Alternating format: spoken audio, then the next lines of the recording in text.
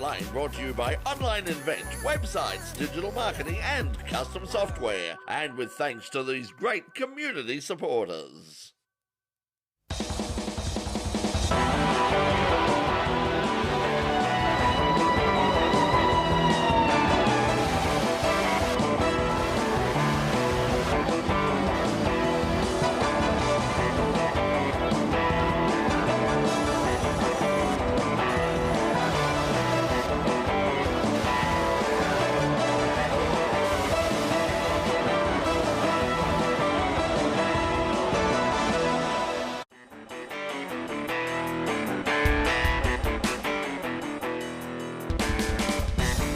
Yes, hello everybody and welcome to another edition of In Pit Lane, coming to you live on the In Pit Lane YouTube channel or right across Melbourne, free to air on Melbourne's Channel 31. Now, coming up a little bit later on in the program, well, coming up this weekend, one of the biggest events on the local motorsport scene, yes, coming up this Sunday, is Calder Park and the roll racing and drag racing, and I'll be there and I hope you will be there too. If you're not there, you do have an alternative. Apparently something's happening out at Sandown. It's the 60th anniversary of Sandown Raceway, and also the Sandown 500 is running. Joining us tonight to talk about that and other things, including what's coming up at Calder Park in a couple of weeks' time, our special guest will be Dave Vernall. But right now, you know, one of the things, we'll introduce Doc in a second too, but right now, got to tell you that, you know, one of the problems we have in the sport, with so many categories and so few tracks, the question currently is, where does everybody fit in? Well, recently Doc and I headed down to Phillip Island to PIARC's August Access meeting, and although numbers were well down on the usual, meetings like this may well be the answer to too many classes and too few places to race them. There are no big crowds, well, no crowds at all. The atmosphere is relaxed. But events like PIARC's access meetings are becoming a more important part of the local motorsport calendar. With supercars now essentially a dedicated TV production for Rupert Murdoch's various local media outlets, and more categories seeking more and more track time, events at this level have become a viable alternative to an overcrowded and increasingly expensive state championship round. Access is designed for groups that don't run a championship throughout the year. So in this case, you know, we invite groups along that they either want to run just for the day, or you know, they might be running their club championship. Karts this weekend are running through their club championship, but we do have sports cars here, and then we've mixed them up with having a couple of grassroots sprint cars. So we've got open wheelers, and then we've got sedan cars. We lost our spot in the State Series grid. We were asked to leave due to some numbers and maybe a little bit of politics, unfortunately. But you know, the group of people, the core group of racers, decided to go out by ourselves and find slots on other people's programs. So we have raced with PIARC Access. We did a round of State Series earlier in the year, and with AASA at Sydney Motorsport Park and Winton. So we've really sort of got the best of all worlds, and it's allowed us to really tailor our offering to the competitors to get the cars back out of the sheds and away from track days, and actually let some of these drivers live their dream of racing, you know, GT type cars. We probably pay double the entry fee here, but we get triple the track time. So we've got 4 25-minute races, rolling starts, a bunch of practice, qualifying, and just a little bit more freedom within the rule book to be more accommodating to our competitors. For a class like superkarts, this sort of meeting is vital to keep the category alive. With no room at the inn for these pocket rockets at the state level, without these events, the class would struggle for places to race. It's a very important event. It's very important that we get people into grassroots events like this where you can afford to race. Otherwise, everywhere else is too expensive.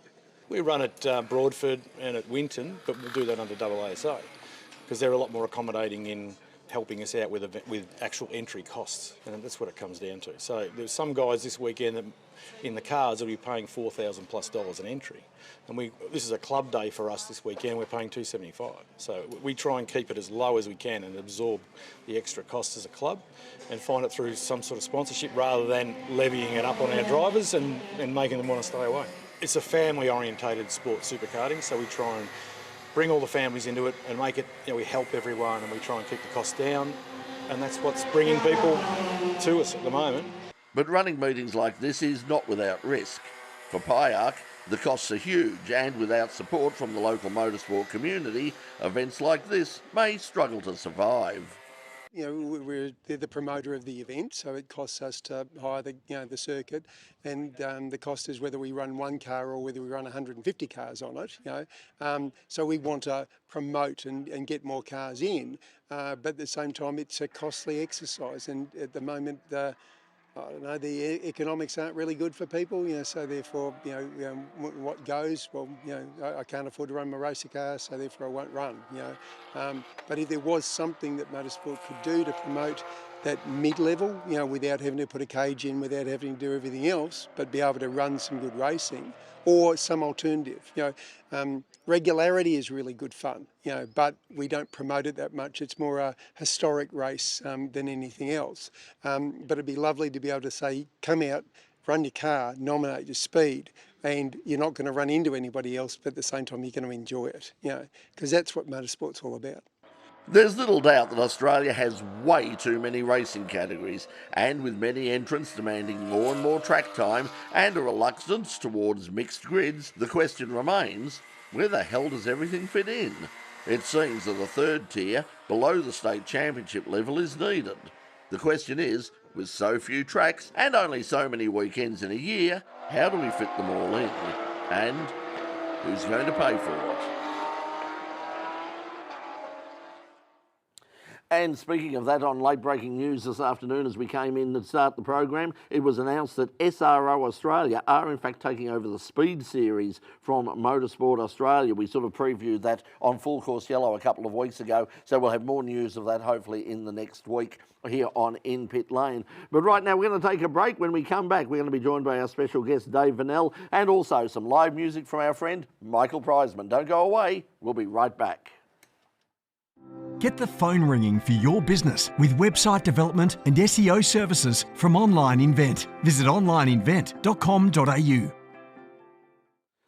Yes, if you need a boost for your business's online presence, well, then let me introduce you to our friends at Online Invent, a Melbourne-based digital marketing agency that specialises in web design, SEO and custom software development.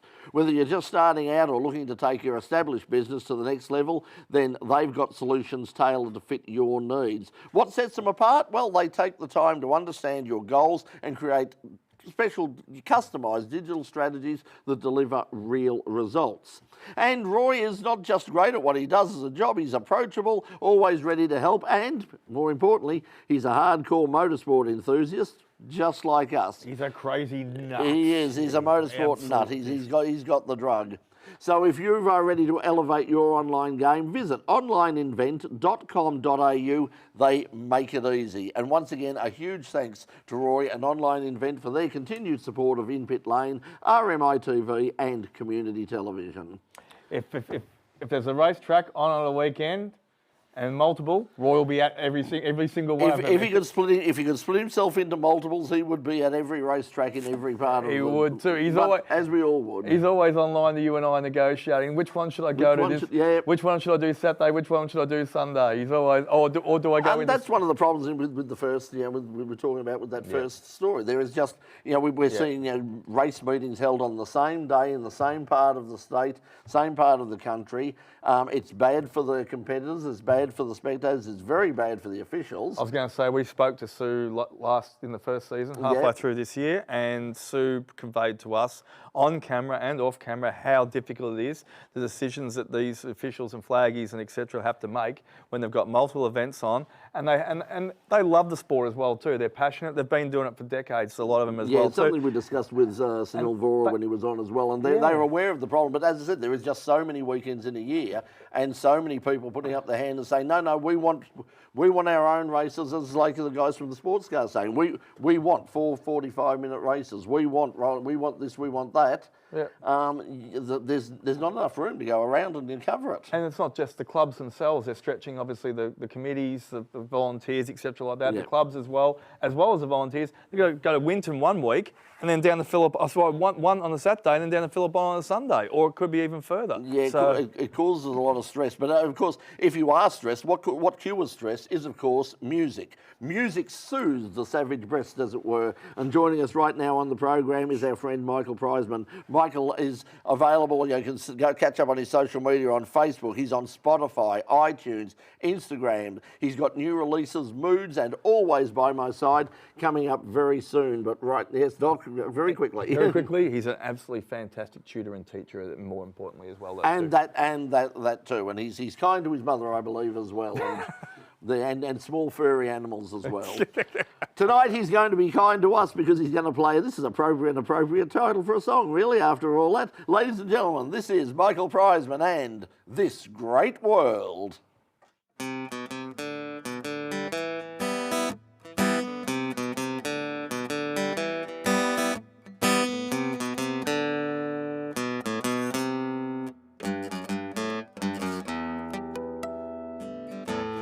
You think we look good together, but you know that we are simple people. We try so hard to stay alive, but all day long we scratch this ground to survive. Burning feeling deep inside me, hot enough to melt the sun. Brother, sister, join together. This love has got me on the run.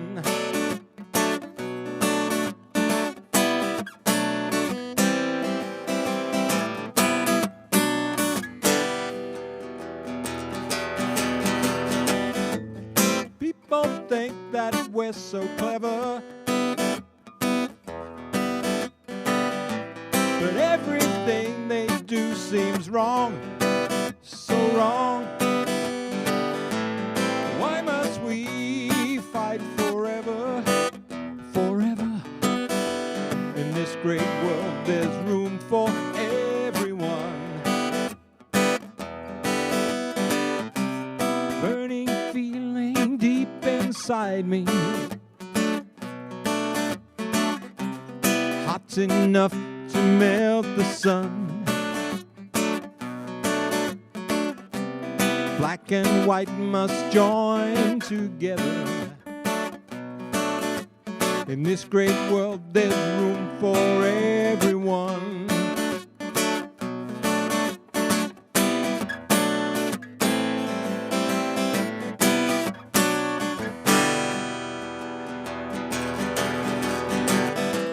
So you say this world is changing, it still looks the same to me. Today we sit and talk of freedom, tomorrow we'll set all those people free. Burning feeling deep inside me, hot enough to melt the sun. Oh, black and white must join together. In this great world there's room for everyone.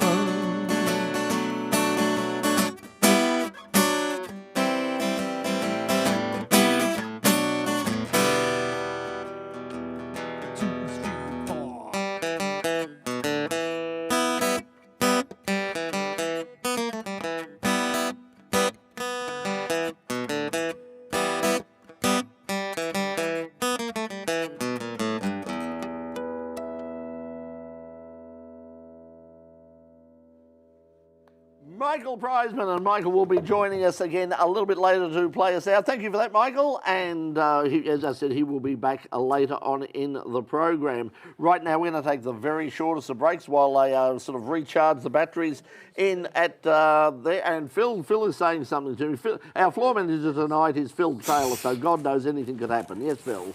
8 minutes and 30 seconds for the second. Thank you. Phil is telling me we have 8 minutes and 30 seconds for the second segment. I think he just caught a Pokemon. And I think that is a really, really good time to be talking to our special guest, Dave Vernall. So let's go to a break. We'll be right back. You're watching In Pit Lane. We'll be right back. Earlier on the program, there's just so much motor racing happening everywhere. This weekend, of course, at Sandown is not just the Sandown 500, but it's actually the 60th anniversary of Sandown Racetrack. I've certainly been there for quite a few of them. And our guest tonight has been there for, well, probably as many, if not even more over the years. And he's also very heavily involved in all levels of motorsport across Victoria. And coming up, we'll also let you know that there's some big news at Calder Park, some racing returning to Calder Park in a couple of weeks' time with the Victorian Motor Racing Championships. Joining us on the program, please welcome David Vernall. David, welcome to the program. Thank you for having me, Brett and Doc. It's great to be on such a long-running motorsport program. Fantastic. Thanks for coming in. And that's only tonight, yes. So let's talk about, what are your memories, your earliest memories of Sandown? I went there as a trackside official many years ago when they still had the old telephones to talk back to race control. So, yeah, that was a fair while ago now. So about what year? I mean, not just also as an official, but what are your earliest memories? What was the first time you ever went there? My father worked for Joseph Lucas, Prince of Darkness, and he took me along to the early race meetings, particularly the Tasman series, when they had the old pits down at down the bottom there. And Lucas actually had a hospitality tent down there where all the drivers used to come into. So that was sort of my first experience of going to Sandown. So when you say the old pits are down the other side, how much has changed over the years in the 20, 30, 40, 50, 60 years that you can remember? What's some of the biggest changes you've seen, David? Oh, no question. When the Light Car Club had the World Sports Car Championships there, and they redid the track and moved the pits to where they are now, and added that funny little bit in the middle of down the end of the back straight there. I mean, that was clearly the biggest change to the venue. And that was a huge change. I mean, those old pits at Sandown, they were sort of there in the original. They were not sealed. They were basically mud when it rained, or a dust bowl when it didn't. But yeah, my first meeting there was the 73. I always thought it was 72, but it was actually the 73 Tasman series. And as I've said on the program before, Frank Maddich, Graham McRae, great race. The sports sedans improved production. The grid: Alan Moffat, Bob Jane, Peter Brock, Jim McEwen, Brian Thompson, all of those people. I hope you haven't forgotten anyone. Yeah, well, all of those people have been. I was like 12 years old, and all those people have been guests on this show. Yeah. So it really is a very famous track. There is rumours going around, of course, that like the track is on its last leg, even if it's not shut. There is a belief that this might be the last 500. Where does it fit in in terms of the big motorsport picture in Melbourne? Where does Sandown fit in? Oh, I think it's a vital part of motorsport in Victoria. It's by far the closest to the CBD, which means that for competitors and officials, they don't require overnight accommodation. So it's a much cheaper option for them to come and run there. And, the history behind Sandown, the home of horsepower, as they call it, is a major attraction. And it would be a tragedy if we do lose it. With so many different categories, as Brett's brought up earlier tonight, everyone wants a piece of the pie there. Everyone's used it. Look, it is getting utilised for it. The track's there. Can you see it though as a future, as a racetrack, with everyone just wanting to get their 5 cents worth in instead of maybe working together to save it, or is it going to be forever lost? In your opinion, and with seeing the evolving over the years? I think it's almost inevitable that it will go. It's worth too much for housing development. There is currently, the Victorian Government Planning Authority are currently having hearings into its future. I was somewhat disappointed that Victorian State Race Series has someone that uses the track at least twice a year. And the VHRR, who held a major meeting there, weren't invited to make any submissions. Oh, that's disappointing. Which is a shame, but there you go. That's Yeah, I think one of the things that we've got to keep reminding ourselves is that it is, it is a horse racing track owned by a horse racing club, and there are sort of, people within the horse racing club who don't want it to go away. Of course, the other track that is close to Melbourne and is more accessible, of course, is Calder Park. That's probably, in terms of distance, that's probably even a little closer than Sandown is, and it's been sort of, fairly dormant over the past few years, but it is coming back now. Now, coming up in a couple of weeks' time, the Victorian Motor Racing Championship, the AASA State Series, is running there. What will we see there, and what's your involvement with that series? None. None at all? No, I'm not involved with the AASA at all. I'm only involved, we're holding around about Victorian State Race Series there at the end of October, and that we're doing everything possible to make that the biggest success we possibly can. Because there was around there last year, wasn't there? But it was sort of pulled together, and there wasn't much of a turnout. Very poor. We got just over 90 entries, but that was largely due to the uncertainty surrounding the whole thing. We didn't actually get a track licence from Motorsport Australia until about 4:30 on Thursday afternoon, when we were starting on Friday morning. That's how close to the wind it was. So we're expecting a huge turnout this year. We've got 9 categories running, committed to it, and all our competitor base are super keen to make it happen, because they realise how important Calder is. And I was really surprised when they had such a support, because I would imagine so many people who either raced there in the past or had heard about it and hadn't raced it. I just imagined that so many people would be so keen. So really, this year there's no excuses, are there? They really would be hoping for some really big fields. There will be big fields. Yep, absolutely. Dave, the underlying thing I think Brett and I are talking about, and we've touched on it to you with tonight as well, though, too, is this going across the board with so many different clubs, so many different administrations, so many different racetracks needed, so many different competitors, viable money needed, etc. like that. What is going on, do you think, administratively from the top that's not working right now across the thing? How can we get it all to band back together to like the good old days when everyone just went to a track, had some fun, paid their money, put some fuel in the tank and raced around the track? Why is it failing so administratively in so many different ways at the moment, do you think? It's simply the cost involved. For instance, for us to hire Sandown for the weekend is about $78,000. And then on top of that, you've got all the other extras. So you're looking at 130 grand to run the race. Does that include insurance? That would include the permit, which is insurance. Yep. But, you've got all the other things on top of that. Medical, ambulance. A lot of overheads, yep. Yeah, huge amount of overheads. And right now the situation is pretty much all of that money is being recovered from competitors. Absolutely it is. Yes, yep. So anyway, it was coming up at, what's the date for Calder for the last state weekend championship? in October. Last weekend, yes, yep. So we'll have more previews of that coming up as we get closer to the date. First, this weekend at Sandown, do you have a role this weekend, or are you playing? No, I stay away from that, thank you. Yeah, I've got enough on my plate. You and me both. If we had a lot more time, geez, I'd love to hear some of the memories over the years of some of the race. Sure.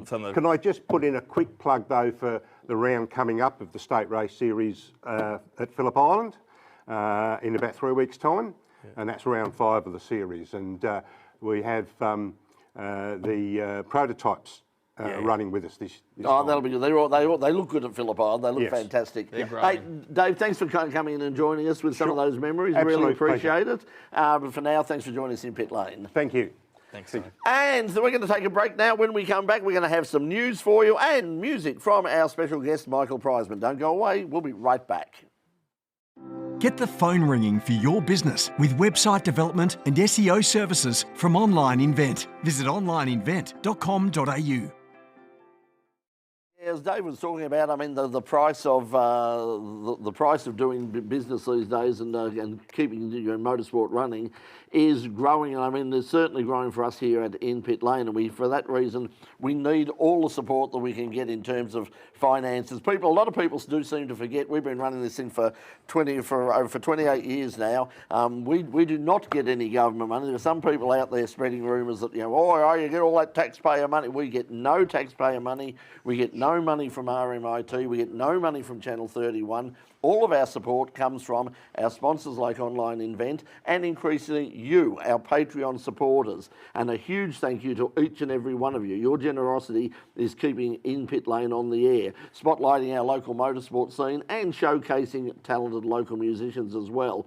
We're also committed to helping the next generation of media professionals through our partnership with RMITV Student Television, offering valuable hands-on experience to young Melbourne talent. And we've got a lot of them here tonight. Some of them have never been in the studio before, and they're waving these cameras around and doing a bang-up job. So thank you very much. And to all got big of smiles them. on their faces, I can see around the room. They're doing a cracking job. That's it. Now, if you're not a Patreon supporter yet, well, then we would love to have you. Whether you're a motorsport fan, a local music lover, or just passionate about supporting young local media talent, then your contribution helps make a big difference. You can join for as little as $1 a week. I mean, remember how much auto action or racing car news used to cost you back in the day? Even back then, and we're talking a long time ago, it was more than $1 a week, so just remember that. Also, if you're a local business or a car club, how about considering a $25 a month platinum pledge, and that way we'll feature your logo on our opening billboard every week, as well as a listing in our end credits as well.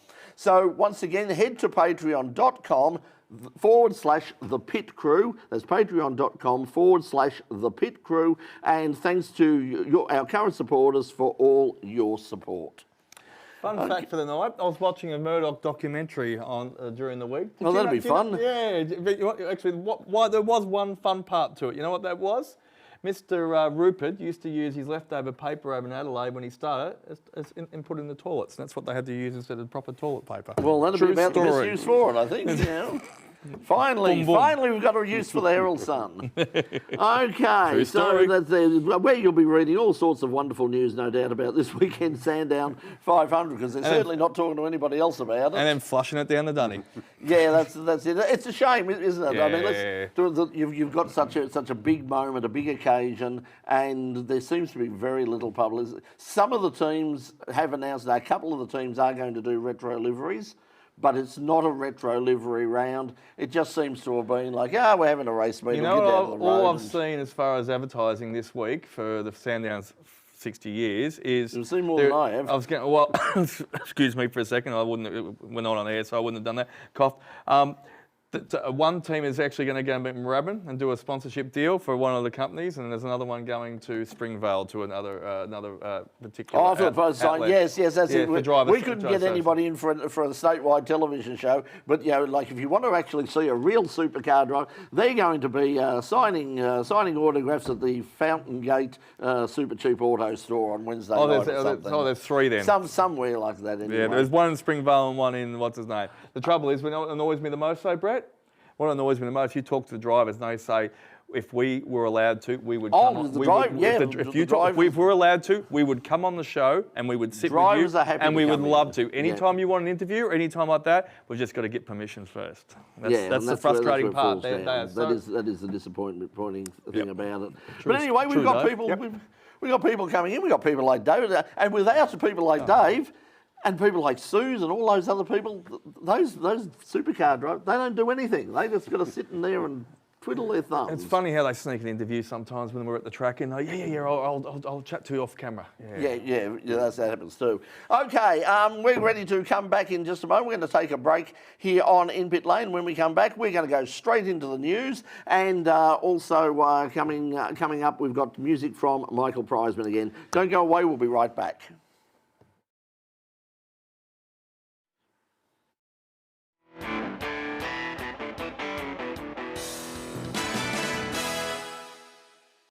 Well, another young Aussie is making his way up the International Open wheel ladder with news that Christian Mansell is going to step up to FIA Formula 2 with the Trident racing team at Baku. Mansell will make his debut for the Italian team, replacing Roman Stanek. He'll then race for the rest of the year with rounds at Qatar and Abu Dhabi. Mansell's had a strong year in Formula 3 with a maiden pole and 5 podiums to secure a top 5 championship finish. In MotoGP, Marc Marquez surged into the lead during a brief rain shower and held on to win last weekend's San Marino Grand Prix. Francesco Bagnaia was second, with Enea Bastianini in third as Ducatis once again dominated. Jorge Martin led early but sabotaged his own race as he made a premature bike swap that left him back in 15th.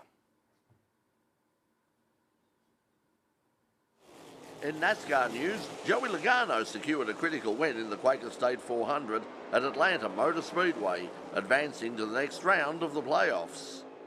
The race kicked off with Michael McDowell in the lead, but Ryan Blaney quickly took over on lap 29.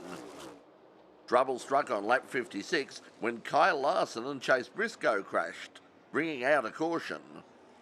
Blaney would go on to win the first stage under the yellow. The second stage saw Austin Cindric dominate, leading after multiple restarts and taking the stage win on lap 161.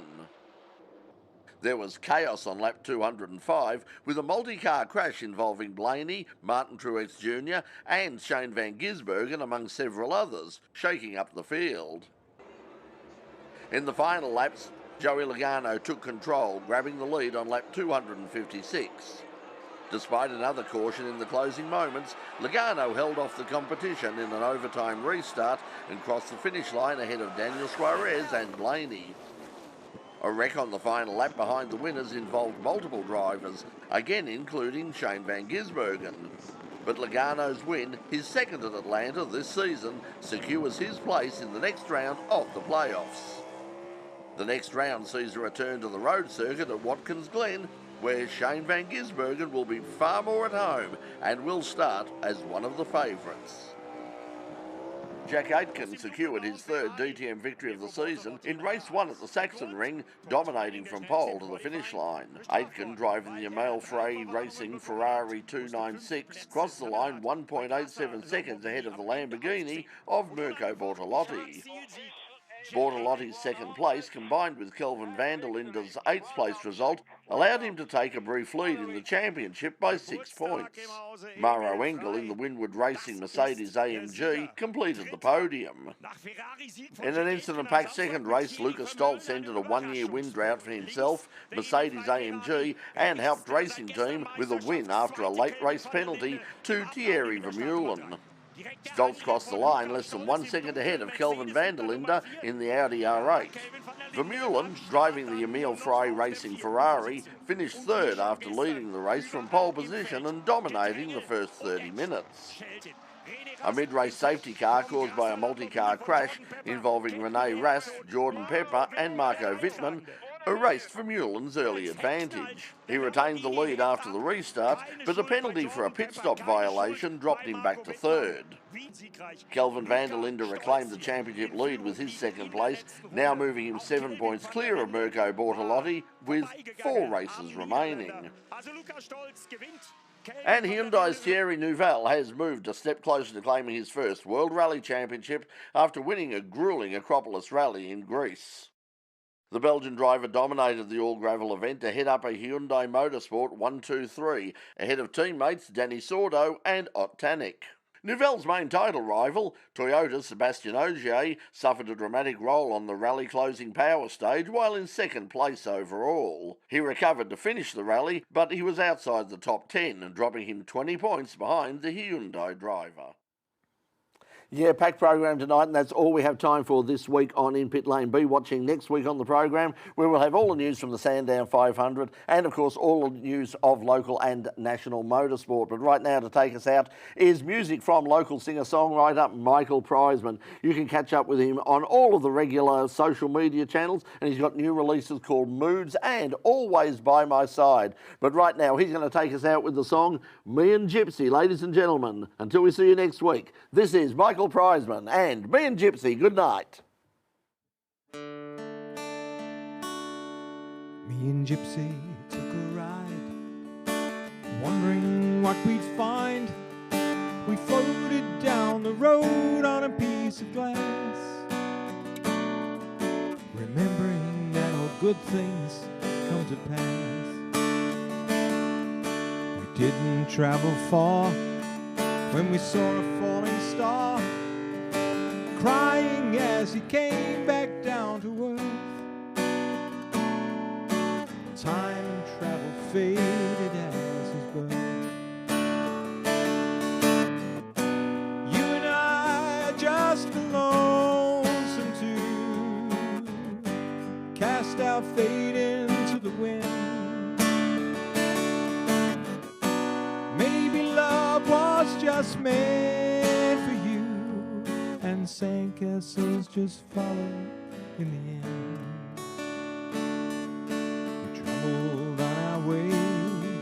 Searching till the break of day, moving through the country, town to town. I was looking for a place to settle down. When I found a place to stay, I know it's not my way to go outside and have a look around. To my surprise, myself is who I found. Much more clearly here upon this lonely dusty road, that in my life I had less to fear than to keep on carrying this load. Well, you know what I did find, a town and it was mine, and a young man there who always wore a hat. And he told me exactly where it's at. You and I are just lonesome too, cast our fate into the wind. Maybe love was just meant for you, and sandcastles just follow in the end. And sandcastles just follow in the end. And sandcastles just follow in the end.